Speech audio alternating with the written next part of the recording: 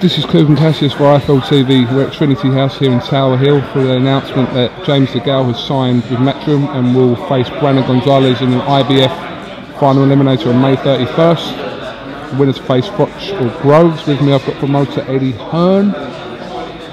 What's going on? It's the big time, baby. That was a bit muggy, wasn't it?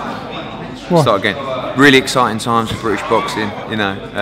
Listen, it's great. I was just saying to James earlier on, 3 times I've met James DeGALE. You know, 1 was prior to the Olympics when my old man tried to sign him. 2 was when he left Frank Warren, and 3 was Monday morning in my office. And you know, it's great to finally get there because I've wanted to sign James DeGALE for a long time, but now everything seems right, and delighted to get it done.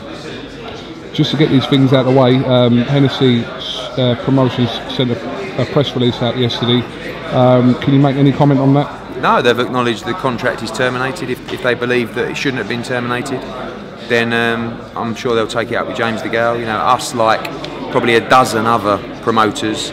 Once we heard the news from the statement from James DeGALE that he was a free agent, you know, we spoke with him, as did. When I was in the meeting with him on Monday, his phone was non-stop ringing with promoters who I won't mention their names, but you know, he's obviously a valuable commodity in the boxing market, so I'm sure there's a lot of promoters that wanted to get him signed, and I'm just delighted that I got it done. How would you rate James DeGALE's profile in the last 18 months? Listen, James DeGALE is a buzz fighter. He's the kind of fighter that needs his mojo to be firing. And your mojo's not going to be firing when you're walking out in a shopping centre with a couple of 100 people. You know, no disrespect, but this is real talk. You know, James is a flow fighter. He's flash. You know, he's Jack the Lad. He likes to feel like he's the main man. And sometimes you have to make a fighter feel like that to get the very best out of him. And I don't think you've seen the best of James DeGALE because he hasn't felt like that. You know, that's the past. You know, the future is 80,000 at Wembley. Let's see how you like that. You know, let's see if you're buzzing then. Let's see what kind of performance you can put together in the fight of your life against Brandon Gonzalez, where you've got an opportunity to face the winner of Carl Froch and George Groves for the IBF and WBA Super Middleweight Championship of the World. Does it get any bigger? You know, so now it's all in front of you. Go and do your thing, son. You're supposed to be this great fighter. You're a gold medalist. You're this, you're that. Let's see it. No excuses. And I think DeGALE's going to deliver big time at Wembley. Did you consider the WBC route for James DeGALE? Yeah, of course. You always look at all kinds of options. I think that, you know, the telling thing is, you know, the WBC, you know, their mandatory system is a little bit less clear than the IBF. Beaker's just had a mandatory, so he's not going to be looking to face DeGALE in May or June. You know, it could be 2015, it could be November, December. But what are you going to do? You're going to hang around till then and wait to fight? We know the numbers to bring someone like Beaker over to the UK. That certainly wouldn't have been possible for the FROCH Groves card. So now you've got a ready-made fight in Brandon Gonzalez on May the 31st, just 7 weeks, and you win that and forget Beaker. You fight the winner of FROCH Groves. How big do you want it? I mean, like, you know, the purists may say yes, but if he waited to fight Beaker and then in 2015 or 16 he could fight for... Don't worry about that. Beat Gonzalez, become the mandatory to FROCH Groves. You know, and both those guys, you know, they knew about this announcement prior to today. They see the size of that fight as well. It doesn't mean they like, you know, you ain't got to like someone to fight them. In fact, probably best if you don't. But as long as you have the right advice, you know where the big fights are. And both those fighters are intelligent enough to know that the winner of FROCH against Groves v DeGALE is a massive domestic fight, especially once we've finished doing a job on his profile. Obviously James DeGALE used to fight on Sky, and then, you know, he's moved on to terrestrial TV, coming back to Sky now. So is that top of your agenda to, you know, get the boxing public and the sports fans aware of James DeGALE again? Yeah, you know, and you know, you've only got to look at the Channel 5 numbers. It does some good numbers, yeah, but for me, you know, it's not. You know, I'm all about look and the feel to grow the sport, and what I mean by that is I want you to turn on boxing and go, wow, look at this place. You know, some fights are better than others, but it's all about the product, it's about the brand, it's about the sport, and I don't feel that sometimes that's delivered elsewhere. So I think his profile is okay because you know, he's had a decent viewer numbers for his fights, but I just don't think that he's been perceived to be the man or this great talent, or, you know, and that's just my opinion. But ultimately now you're going to see him be the superstar that he is, and he'll thrive off that. And, you know, he's got a great stage to kickstart that at Wembley on May the 31st. Saying that though, his last 6 fights he's had with Hennessy have been on terrestrial TV, so he has been there, isn't he, as regards to people knowing who he is? The fights haven't been big enough, and also there's been no one there, with all due respect. I mean, you know, this is not about the past, it's about the future. But if you ask me a question, I don't turn on James DeGALE and go, wow, you're a superstar. And I believe that's what needs to happen. So we'll see if I do that right. Like you said, moving forward now, May 31st, this special night has become even more interesting with this. But what did Carl and George say when you told them about this? George texted me yesterday asking if it was DeGALE, because I tweeted about the major news. Obviously they can't stand each other. And I phoned Carl on, I think, Tuesday or Wednesday after I met James. He said, look, just to let you know, we're in the running to sign DeGALE, and he's great. You know, much easier to make the fight, as you know, if you're all part of the same team. And Carl's long enough in the tooth to know how big these domestic fights are. I don't think he's the biggest fan of James DeGALE as a fighter, probably, but he also at the same time knows how big that fight could be. And George Groves is bright enough as well to know how big a Groves DeGALE 2 fight could be. So I think secretly everyone's quite pleased, and like you say, I think it might add a new dimension in the run-up to the fight. Yeah, you know, because you know what's going to happen now. I haven't checked my Twitter, but it's probably Groves. Pleasure to see James DeGALE on my undercard, you know, and it's great. Like we talked about, Goop, it's the pantomime, isn't it? And now we got another player. Exactly. So just in layman's terms, let's just break this down, right?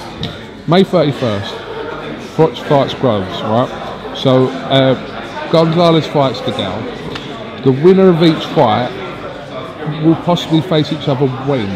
Well, the situation is the winner of that fight is the mandatory challenger. Yes. And the mandatory challenger is due to be the next fight for both of those. The next fight? Correct. I mean, this is, don't forget, Carl's last mandatory was called back in June of 2014. You know, with the mandatory, just to make, it's quite boring stuff, but you can ask for an exemption, right, with the IBF, where you give your reasons. Like Porter's done. Correct. Why you should be allowed to fight, and you can talk to another promoter, or you can have a unification fight. So, if Carl Froch beats George Groves, he's quite able to fight Saki Obika for the WBC title. But financially, that fight is nowhere near as big as James DeGALE. So, which one are you going to do? You know, ask yourself that question. On the other side, he could ask for a voluntary. You know, people talk about Kessler 3. It's a possibility. You never know. You know, but if George Groves wins, I believe he'll be certainly forced to face the mandatory as the new champion. Might be given 6 months. Could have a voluntary in between, but that's not going to happen when you're talking about box office fights and huge arena fights. So, and George Groves would be happy to fight James DeGALE because that is a massive fight as well. So it all comes down to what's the biggest fight out there for you at the time, and the answer is potentially for both fighters, certainly George Groves, James DeGALE. So I don't see a problem in making it happen. It's not as if it's you know, some geezer from Timbuktu who's fighting for the mandatory. If Brandon Gonzalez beats James DeGALE, then as the promoter of Carl Froch, I'll be looking at certainly all other options, because Gonzalez against Froch isn't that big. Do you understand? So it's just thinking on your feet. But at the end of the day, money talks, and you know, everyone wants the big fights, and I think DeGALE in the mix, especially after the job we do for him, and how big he'll be after May the 31st.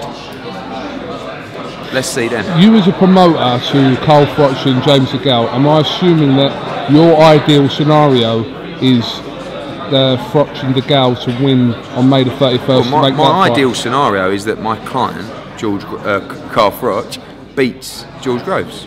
Yep. Because, and actually even taking away client stuff, he's my mate.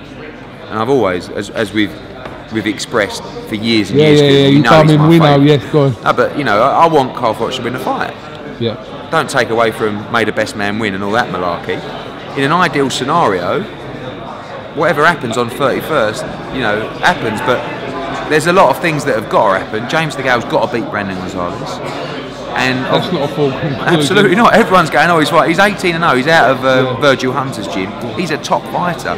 You know, he's number 3 in the IBF. James is number 4. He's a top-ranked American fighter. I mean, you know, that's.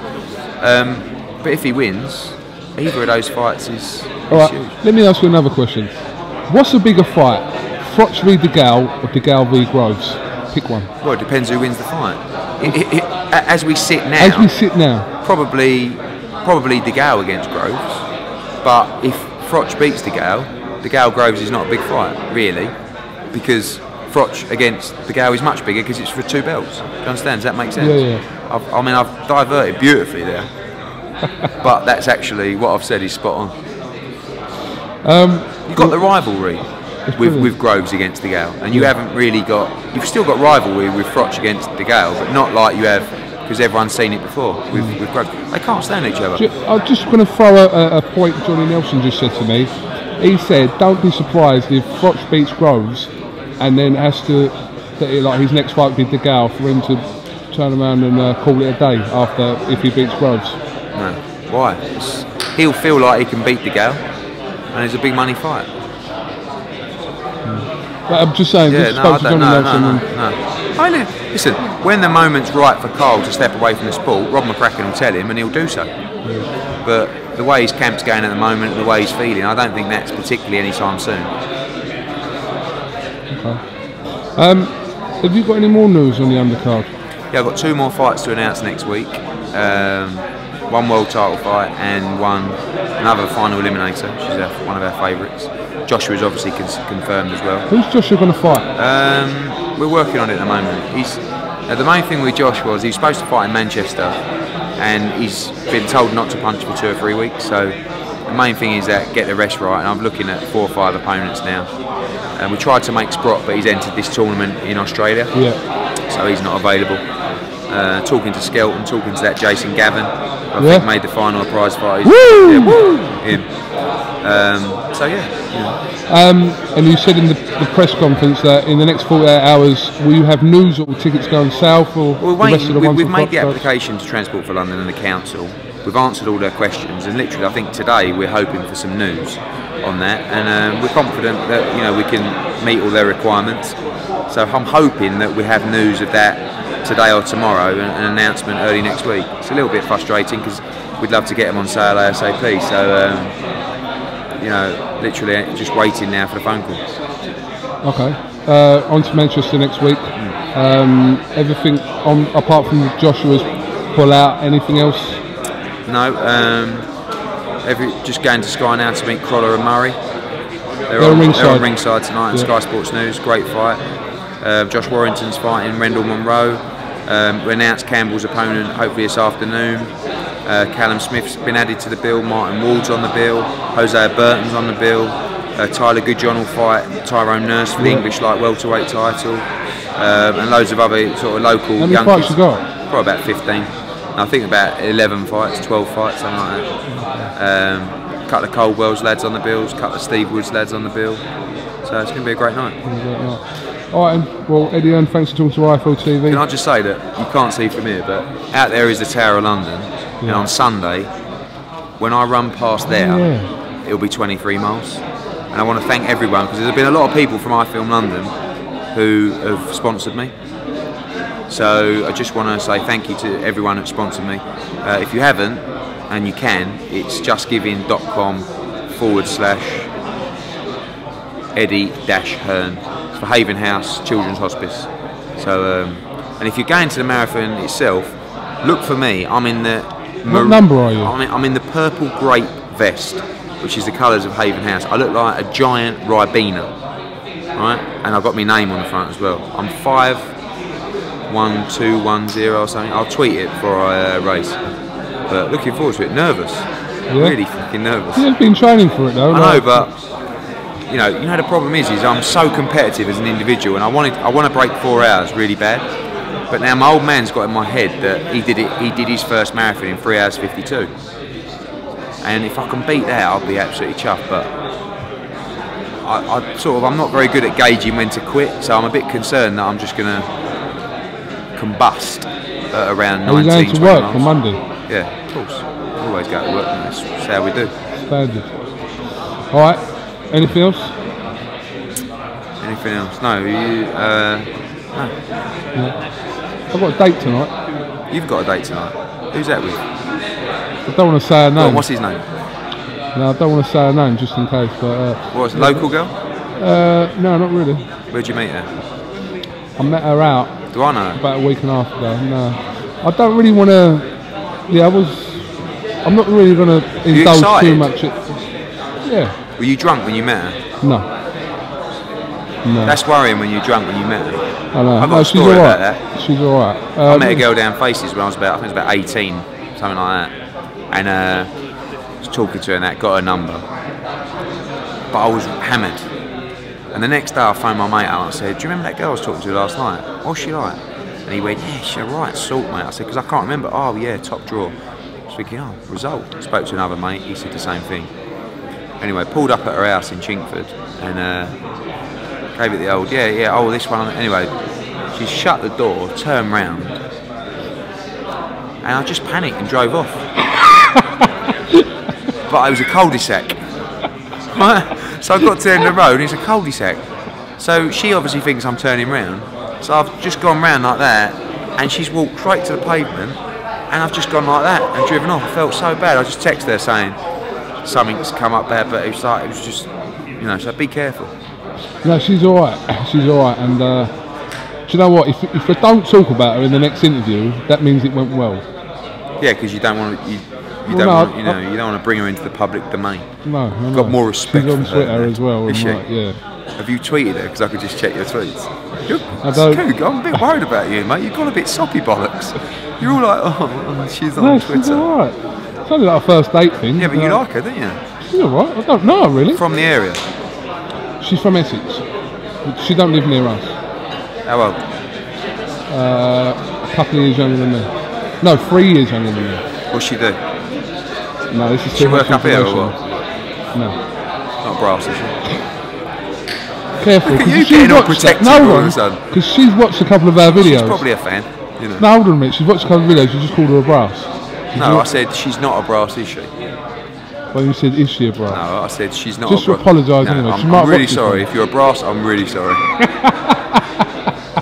Alright, listen, Eddie, and thanks for talking to iField TV. Right, and on to Manchester next week. Roll on. Roll on.